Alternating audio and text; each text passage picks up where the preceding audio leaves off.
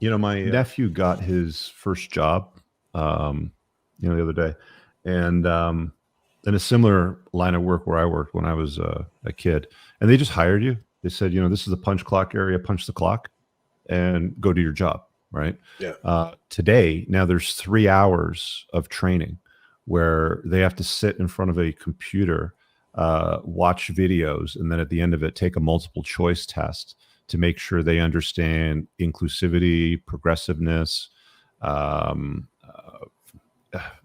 race theories, like all these different things today, which, before it was like, we just need somebody to perform this task in our company. So punch your clock and go and do it. Now it's like, you have to sit here and listen to all the bullshit they cram down your throat as a teenager, to go and perform that task. But, yeah, it's the corporate that's where we're world, at today, man. I mean, that's what I did when I was in corporate. I had to deal with that stuff. I had to take seminars and I had to show up to this and I had to get certifications that, and it's just liberal brainwashing, and they would ask opinion-based questions that are like, do you believe diversity in the workplace is important? I'd be like, no. They're like, no. Incorrect. Actually, it is. It's like, well, that's my opinion. Like, why do I, like, what do you, then just tell me the answer is yes then. Like, yeah, I know. Why are you making I started looking at that stuff in like the early 2000s even, because the last time that I was employed in a T4 type of job, it's a W-2 for you guys down in the States, it was about 2002, 2003. And they only just started kind of leaning into that stuff. Like I remember we had a meeting once, 2001 or something like that. And there was a client involved in a call. And I said something that, I don't know, I can't remember what the fuck it was. Let's just say it, might've been like, well, this is white. And I said, no, it's kind of gray. Right. So it's slightly off color. And I got a lecture about it, afterwards by my boss, because of the statement of fact that I made, but whatever, it is what it is. I'm just glad I don't have to deal with that shit. Like, I feel sorry for guys that have jobs now and have to go to corporate and listen to all the shit they cram down your throat. Fuck that. I remember like 25 years ago, Moff, we could have been sitting down, having a pint, bucket of wings, shooting the shit, saying what the hell we want was on our mind, talk about it and then go home. And there was never any fucking problems. Today, now, we use social media for everything, Twitter, Facebook. You got fired, from a job because of something that you didn't even say it. You retweeted somebody else on Twitter. And somebody else felt threatened because they got dirt in the vagina or some shit like that. It's like, fuck it. Everybody's so soft today. They're so soft. I'm telling you.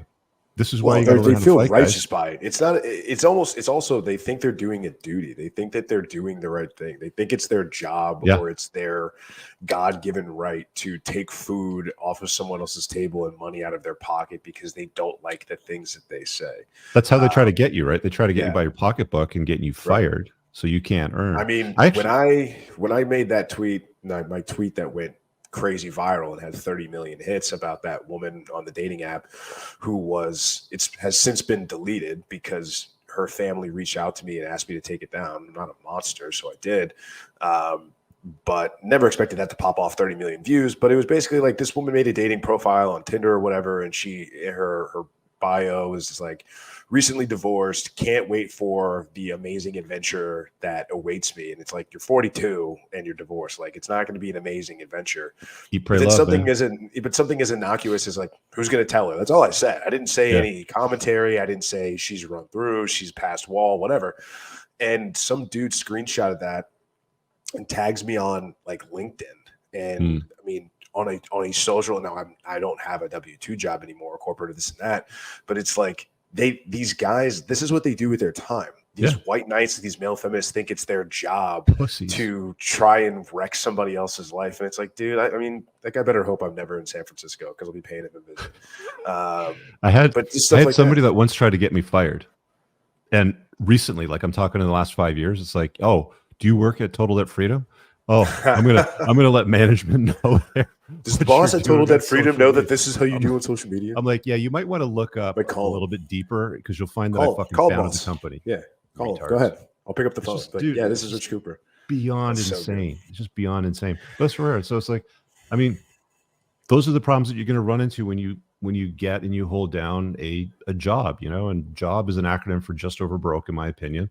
It's one of the strong reasons why I created the School of Entrepreneurship, which is a step-by-step program explaining how to start up a business, what a good business looks like, what a bad business looks like, how to pivot from a bad business to a good business, how to deal with legal matters, HR, hiring, marketing, all this sorts of stuff.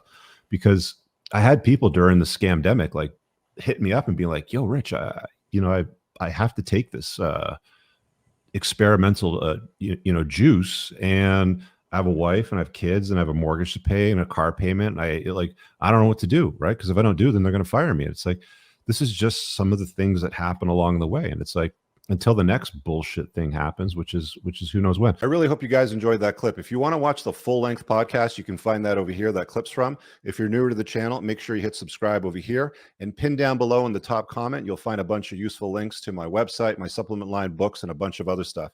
Have an amazing day. Peace out.